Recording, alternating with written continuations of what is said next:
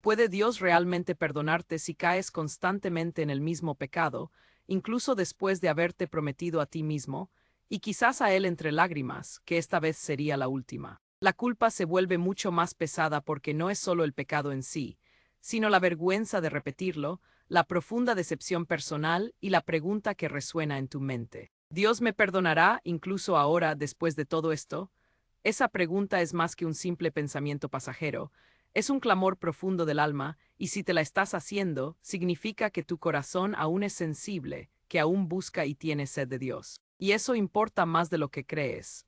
Muchos cristianos viven esta tensión, aman a Dios y quieren vivir en obediencia, pero siempre hay un área específica, una debilidad, un pecado que parece volver con fuerza. Ya sea orgullo, lujuria, ira, adicción, falta de perdón o algo más que mantienes oculto en los rincones de tu vida, cada vez que caes te levantas más despacio. Comienzas a preguntarte hasta dónde llegará la gracia de Dios e incluso podrías pensar, tal vez ya es suficiente, tal vez Dios ya no quiere nada conmigo. Pero, ¿y si te digo que la Biblia habla directamente de esta clase de lucha? Lo hace no con condenación, sino con verdad, compasión y esperanza. El Evangelio nunca fue para las personas que lo tenían todo resuelto. Siempre ha sido para personas rotas que están siendo renovadas por un Dios misericordioso.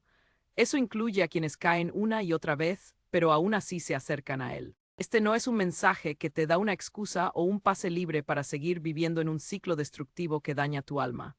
En cambio, es un llamado a recordar quién es Dios, lo que Jesús hizo y la clase de gracia que está disponible para aquellos que sinceramente desean ser libres, aunque aún no lo hayan logrado. Por eso, por favor, no dejes de mirar ni te vayas.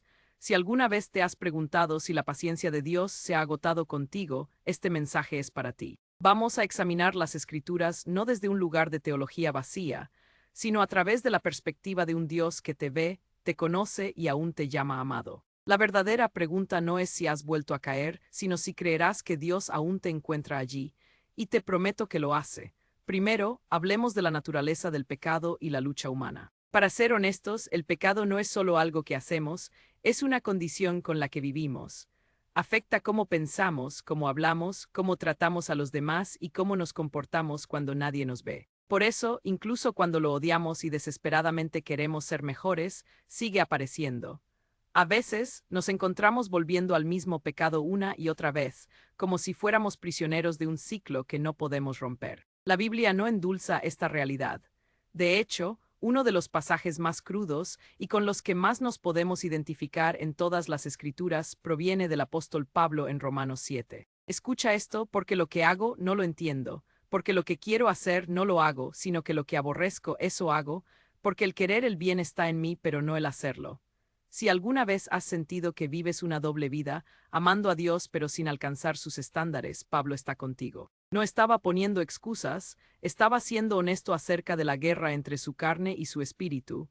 Esta guerra no significaba que no fuera salvo. Significaba que estaba espiritualmente vivo y sintiendo la tensión de desear la santidad en un mundo caído.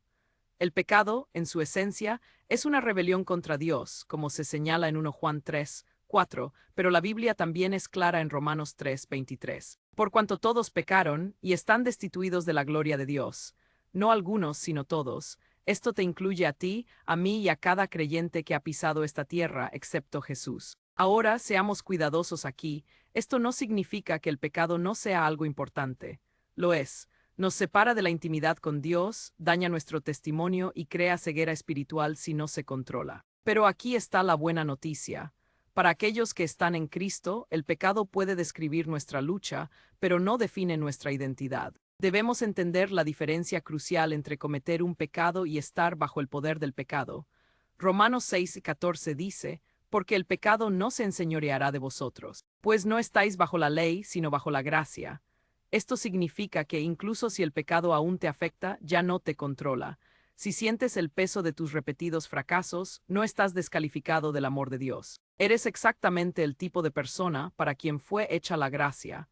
La convicción que sientes es evidencia de que el Espíritu Santo está obrando en ti. Los corazones muertos no sienten culpa, pero los que están vivos sí.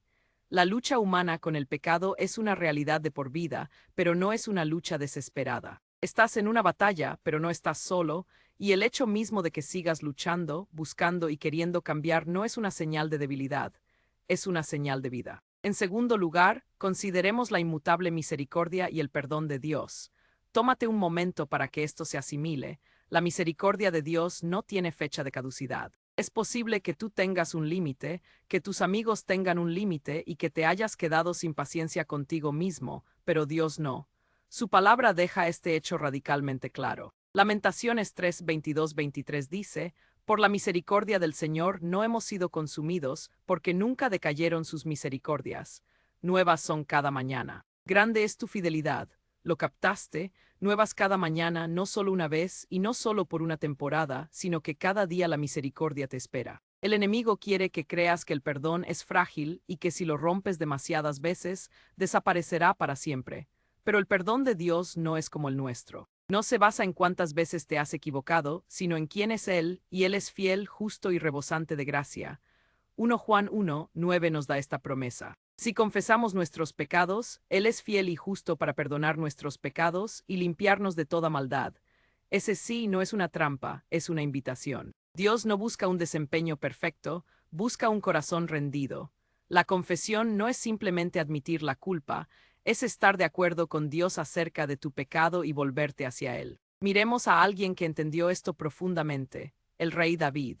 Después de cometer adulterio con Betsabé y orquestar la muerte de su esposo, David escribió el Salmo 51, una oración de arrepentimiento desgarradora. No puso excusas por su pecado, lo reconoció y en el versículo 17 escribió: Los sacrificios de Dios son el espíritu quebrantado. Al corazón contrito y humillado no despreciarás tú, oh Dios. Dios no rechazó a David, lo restauró. Y luego está Pedro, el audaz discípulo que juró que nunca negaría a Jesús, solo para hacerlo 3 veces en una noche. Jesús no lo desconoció ni lo avergonzó. Cocinó el desayuno en la playa, restauró a Pedro con amor y lo llamó de nuevo a su propósito. Ese es el corazón de nuestro Dios. Ahora abordemos un miedo común. ¿Hay un límite para la cantidad de veces que Dios me perdonará? Jesús respondió a eso con bastante claridad. Cuando Pedro preguntó si perdonar a alguien 7 veces era suficiente, Jesús respondió: Te digo, no hasta 7 veces, sino hasta 70 veces 7. No nos estaba dando un número literal. Nos estaba mostrando cómo es el perdón ilimitado. Si Jesús nos llama a perdonar sin llevar la cuenta, cuanto más nuestro Padre Celestial. No dejes que la culpa te aleje de la gracia que ya te ha sido ofrecida. La misericordia no es un regalo único, es el ritmo constante de una relación con un Salvador que conocía tu historia completa antes de ir a la cruz, y aún así fue. Así que vuelve a Él una y otra vez, porque su misericordia no se agota, su perdón no se seca y Él no ha terminado contigo, ni de cerca. Tercero, examinemos lo que Jesús dice sobre el perdón repetido. Jesús sabía que lucharíamos con esto. Sabía que el perdón, especialmente el tipo que necesita suceder repetidamente, desafiaría no solo nuestra comprensión de la gracia, sino toda nuestra visión de Dios. Por eso lo abordó directamente, y no en una parábola abstracta, sino en una conversación que nos toca de cerca. Pedro le preguntó una vez a Jesús: Señor, ¿cuántas veces perdonaré a mi hermano que peca contra mí? ¿Hasta 7 veces? Era una pregunta justa. Después de todo, 7 parecía generoso. ¿Cuántas veces puede alguien equivocarse antes de que digas: ya es suficiente? Pero Jesús respondió con algo inesperado: Te digo, no hasta 7 veces, sino hasta 70 veces 7. En otras palabras, no lleves la cuenta. Simplemente perdona. Ahora, hagamos una pausa porque esto no es solo sobre cómo perdonamos a los demás, es sobre cómo Dios nos perdona a nosotros. Jesús no estaba bajando el estándar. Estaba revelando la verdadera naturaleza del Padre. Dios no lleva un registro de tu pecado, no niega con la cabeza después de tu 110º fracaso y se aleja. Su perdón no es matemático, es misericordioso. Justo después de esto, Jesús contó la parábola del siervo implacable, un hombre que le debía a un rey una deuda impagable. Cuando rogó por misericordia, el rey canceló la deuda y la borró por completo. Esa es la esencia del Evangelio. Pero luego ese mismo siervo se negó a perdonar a un consiervo que le debía una pequeña cantidad, y el rey lo llamó malvado, no porque hubiera pecado, sino porque no había comprendido la misericordia que él mismo había recibido. Esto es lo que Jesús nos está mostrando. Cuando entiendes cuánto se te ha perdonado, todo cambia. Te humilla, te libera y te da la confianza de que no importa cuántas veces caigas, tu Padre no está llevando la cuenta. Él está esperando con los brazos abiertos.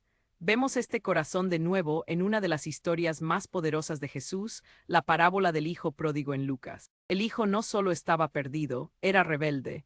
Exigió su herencia diciéndole a su padre en esencia, ojalá estuvieras muerto.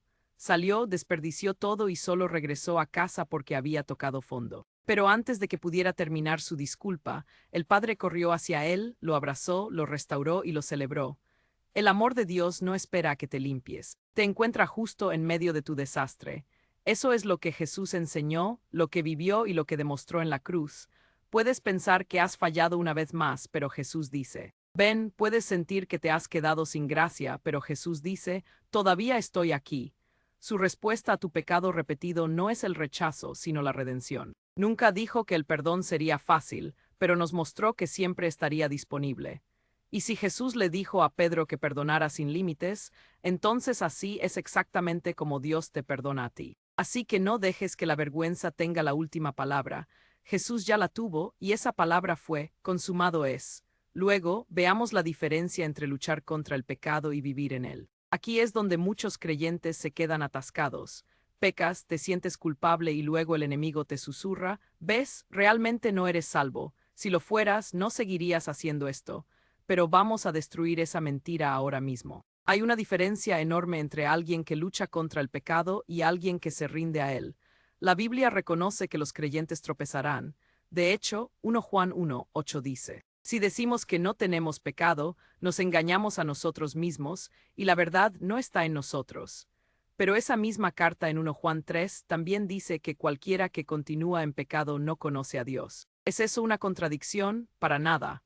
Juan no está diciendo que los cristianos nunca pecan, está diciendo que un verdadero creyente no puede vivir cómodamente en él. No se trata de alcanzar la perfección, se trata de la postura de tu corazón. Cuando pecas te aflige, te hace querer arrepentirte, volver a Dios, ser cambiado. Si es así, eso no es muerte espiritual, es la obra del Espíritu Santo que te convence y te refina. Gálatas 5:17 nos da la imagen más clara. Porque el deseo de la carne es contra el espíritu, y el del espíritu es contra la carne, y estos se oponen entre sí. Ese conflicto es la prueba de la vida espiritual, piénsalo. Antes de que conocieras a Cristo, el pecado probablemente no te molestaba. Quizás sentías arrepentimiento o enfrentabas consecuencias, pero no una convicción profunda. Ahora, incluso la idea del pecado te lleva de vuelta a Dios. Eso no es un fracaso, es crecimiento. Aquí hay otra forma de decirlo, luchar contra el pecado no significa que seas falso. Significa que estás en la lucha y Dios ve esa lucha. Él ve las lágrimas que lloras después de ceder, Él escucha las oraciones a altas horas de la noche de Dios, lo siento, y Él te observa mientras te levantas de nuevo, incluso cuando todo en ti dice, ríndete, a eso se refiere el estar en proceso, así es como se ve la santificación. 1 Samuel 16:7 dice, el Señor no mira lo que mira el hombre, pues el hombre mira lo que está delante de sus ojos, pero el Señor mira el corazón. Él no busca un comportamiento impecable, busca un corazón rendido. Si estás atrapado en un ciclo, la respuesta no es fingir que estás bien. Es acercarte más, confesar honestamente, buscar rendir cuentas, clamar por la ayuda del Espíritu y seguir apareciendo, porque eso es lo que hace la fe. La diferencia entre luchar contra el pecado y vivir en él no se trata de cuántas veces caes. Se trata de si te importa lo suficiente como para volver a levantarte. Y si aún te estás levantando, incluso con lágrimas, entonces la gracia todavía está obrando en ti. El quinto punto es entender que la santificación es un proceso de por vida. Uno de los mayores malentendidos en la vida cristiana es la idea de que una vez que vienes a Jesús, todo debería cambiar instantáneamente, que la tentación debería desaparecer, que las luchas deberían desvanecerse y que de alguna manera te volverías santo de la noche a la mañana. Pero la Biblia nunca promete eso. En cambio, pinta una imagen muy diferente, una de progreso, no de perfección. La santificación es el proceso de volverse más como Jesús. No es lo mismo que la salvación. La salvación ocurre en el momento en que pones tu fe en Cristo, cuando eres justificado, declarado justo y completamente perdonado. Pero la santificación, ese es el camino largo. Es la transformación lenta y sagrada que sucede día a día mientras el Espíritu Santo remodela tus deseos, renueva tu mente y rompe viejos patrones. Hebreos 10:14 dice algo profundo, porque con una sola ofrenda hizo perfectos para siempre a los santificados. ¿Lo captaste? Perfectos para siempre y siendo santificados. Esa es la tensión en la que vivimos. Ya salvos, pero aún siendo santificados, ya perdonados, pero aún siendo refinados. No tienes que fingir madurez espiritual para demostrar que eres salvo. A Dios no le sorprende que aún luches. De hecho, tu batalla continua es parte de la evidencia de que Él está obrando en ti. Filipenses 1:6 nos da esta poderosa promesa: el que comenzó en vosotros la buena obra, la perfeccionará hasta el día de Jesucristo. Eso significa que Dios aún no ha terminado contigo y no se detendrá hasta que la obra esté hecha. Incluso el apóstol Pablo admitió que no había llegado. En Filipenses 3:12-14 escribió: no que lo haya alcanzado ya ni que ya sea perfecto, sino que prosigo a la meta. Si Pablo, un hombre que escribió gran parte del Nuevo Testamento, todavía continuaba y admitía sus imperfecciones, cuanto más deberíamos ser pacientes con nuestro propio crecimiento. La santificación es un desastre. Algunos días se sienten victoriosos, mientras que otros se sienten como retrocesos, pero cada paso importa. Cada elección de arrepentirte, cada oración pidiendo fuerza, cada vez que dices no al pecado y sí a Dios, todo cuenta. Y el Espíritu Santo no solo está contigo. Él es quien está empoderando ese cambio. 2 Corintios 3:18 dice: somos transformados de gloria en la misma imagen, como por el Espíritu del Señor. No es una transformación instantánea ni una perfección de la noche a la mañana, sino de gloria en gloria. Eso es un proceso. Eso es crecimiento. Dios no está frustrado con tu lentitud, Él está comprometido con tu santidad, así que respira. No tienes que hacer todo bien hoy. Solo sigue caminando, sigue confiando y sigue rindiéndote. Sabe que cada tropiezo es recibido por la gracia y cada regreso es bienvenido con los brazos abiertos. No eres quien eras y aún no eres quien serás, pero eres suyo y Él no se rinde contigo. Sexto, exploremos algunos pasos prácticos hacia la libertad. Querer cambiar es bueno, pero ¿cómo cambias realmente cuando te sientes atrapado en un ciclo? ¿Cómo avanzas cuando has confesado el mismo pecado 1000 veces? La respuesta no está en esforzarte más, está en entrenar tu corazón, tu mente y tus hábitos para caminar con Dios. La gracia de Dios es poderosa, pero la gracia no elimina la responsabilidad. La capacita. Así que aquí hay algunos pasos bíblicos y prácticos que puedes tomar, no para ganarte el perdón, sino para caminar en la libertad que Jesús ya pagó. Comienza con una oración honesta. No palabras pulidas y religiosas, sino conversaciones crudas y reales con Dios. Dile dónde eres débil, pide su fuerza e invítalo a los lugares exactos donde te sientes tentado. Jesús dijo en Mateo 26:41, velad y orad para que no entréis en tentación, el espíritu a la verdad está dispuesto, pero la carne es débil. La oración no es una solución mágica, pero es un arma vital en esta batalla. Entra en la palabra diaria y consistentemente. Romanos 12:2 dice: no os conforméis a este siglo, sino transformaos por medio de la renovación de vuestro entendimiento. Tu mente no se renovará por sí sola. Necesita la verdad, necesita las escrituras y necesita recordatorios de quién eres en Cristo y lo que Dios dice acerca de tu lucha. Cuanto más se llene tu mente de la palabra de Dios, menos espacio habrá para que las mentiras del pecado echen raíces. Establece responsabilidad. Nunca fuiste hecho para luchar contra el pecado solo. Santiago 5:16 dice: confesaos vuestras ofensas unos a otros y orad unos por otros para que seáis sanados. El aislamiento es donde el pecado crece, pero la sanidad ocurre en comunidad. Encuentra a alguien maduro en la fe que pueda caminar contigo, no solo para señalarte, sino para levantarte.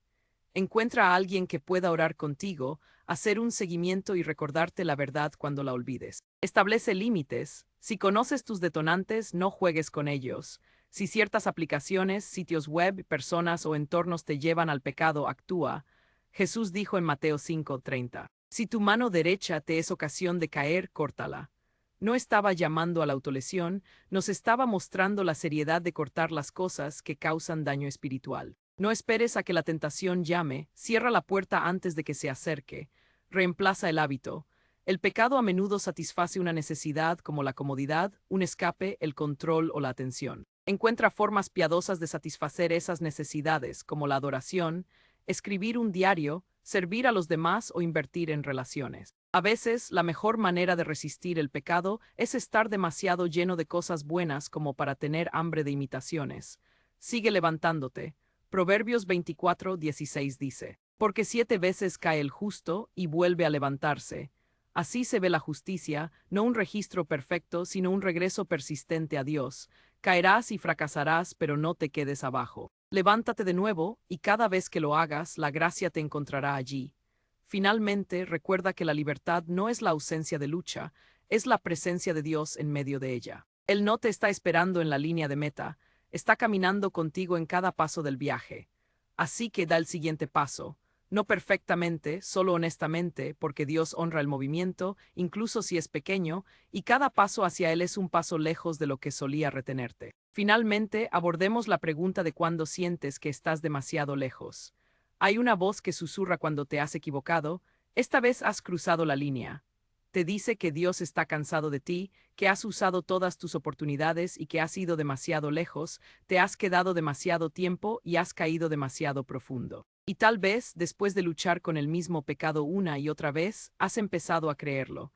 Pero aquí está la verdad, nunca estás demasiado lejos para Dios. No cuando la cruz fue suficiente para cubrir cada pecado, pasado, presente y futuro. No cuando la sangre de Jesús no vino con un límite o una fecha de caducidad. No cuando el amor del Padre es más profundo que tu vergüenza más profunda. Piensa en Pablo. Antes de ser el apóstol que escribió la mayor parte del Nuevo Testamento, era Saulo, el perseguidor de cristianos, el que dio su aprobación al asesinato de Esteban. La iglesia le temía, pero cuando Jesús se encontró con él en el camino a Damasco, no lo condenó, lo llamó, lo perdonó, lo transformó y lo usó. Piensa en el ladrón en la cruz. No tuvo tiempo para demostrar nada, no pudo arreglar su pasado, estaba literalmente muriendo, pero en sus últimos momentos miró a Jesús y dijo, «Acuérdate de mí», y Jesús respondió, «De cierto te digo que hoy estarás conmigo en el paraíso». Un momento de fe, un clamor honesto, eso fue todo lo que se necesitó. O considera a María Magdalena, una vez endemoniada, rechazada y conocida por su pasado, pero Jesús no solo la sanó, la honró, ella fue la primera en presenciar su resurrección. Dios no solo perdona a las personas rotas, las elige para sus mayores propósitos. El Salmo 103:10 dice, «Cuanto está lejos el oriente del occidente, así hizo alejar de nosotros nuestras rebeliones». Eso no es una exageración poética. Es una verdad divina. El oriente y el occidente nunca se encuentran. Dios no está reteniendo tus pecados a tu alcance, los ha eliminado por completo. Aún te sientes indigno. Está bien, porque la gracia no se trata de tu valía, se trata del corazón de Dios, y su corazón es misericordioso. Romanos 8:1 nos recuerda. Ahora pues, ninguna condenación hay para los que están en Cristo Jesús. Ninguna. Ni para el adicto que sigue luchando, ni para el creyente que sigue volviendo a viejos hábitos, ni para el cristiano que ama a Jesús pero se avergüenza del ayer. Si estás en Cristo, no eres condenado, eres redimido. Entonces, ¿qué haces cuando sientes que estás demasiado lejos? Regresas de todos modos, traes tu culpa, tu miedo y tu cansancio. Lo traes todo y lo pones a los pies de un Salvador que ya lo pagó, porque mientras tengas aliento en tus pulmones, Dios todavía te está invitando a regresar. En conclusión, la gracia sigue siendo mayor. Si has estado atrapado en un ciclo de caer en el mismo pecado una y otra vez, este no es el final de tu historia. Es un momento, un capítulo, y los capítulos no definen todo el libro. La Biblia nunca prometió que serías perfecto, pero sí promete esto. Si confesamos nuestros pecados, Él es fiel y justo para perdonarlos. Ese versículo no fue escrito para los no creyentes, fue escrito para la iglesia, para los cristianos, para personas como tú y yo que aún luchan, aún caen y aún necesitan gracia. El perdón de Dios no se gana por lo arrepentido que te sientas o por cuánto tiempo pases sin fallar de nuevo. Está arraigado en la obra consumada de Jesús. La cruz no solo cubrió tus días limpios, lo cubrió todo, lo oculto, los errores repetidos y la vergüenza que ni siquiera sabes cómo expresar con palabras. Aquí está la buena noticia. Puedes ser libre. No libre de ser tentado y no libre de fallar, pero libre de la mentira que dice que tu fracaso te define, libre de la culpa que te dice que huyas de Dios en lugar de correr hacia Él, y libre para levantarte una y otra vez, sabiendo que Él no se ha rendido contigo. Eres amado todavía, incluso ahora. Y si te estás preguntando si Dios puede perdonarte después de caer en el mismo pecado de nuevo, la respuesta es sí, 1000 veces sí. Pero Él no se detiene en el perdón, te invita a la sanidad, a la transformación y a una nueva vida. Este viaje no se trata de fingir que lo tienes todo resuelto. Se trata de confiar en quien sí lo tiene, en aquel que camina contigo a través de cada valle, cada recaída y cada nuevo comienzo. Así que donde quiera que estés ahora, ya sea que te sientas roto, avergonzado o apenas aferrado, sabe esto. No estás descalificado, no estás olvidado y no eres una causa perdida. Eres suyo y aquel que comenzó esta obra en ti será fiel para completarla. Sigue caminando, sigue confiando y sigue regresando. La gracia sigue siendo mayor y Dios aún no ha terminado contigo.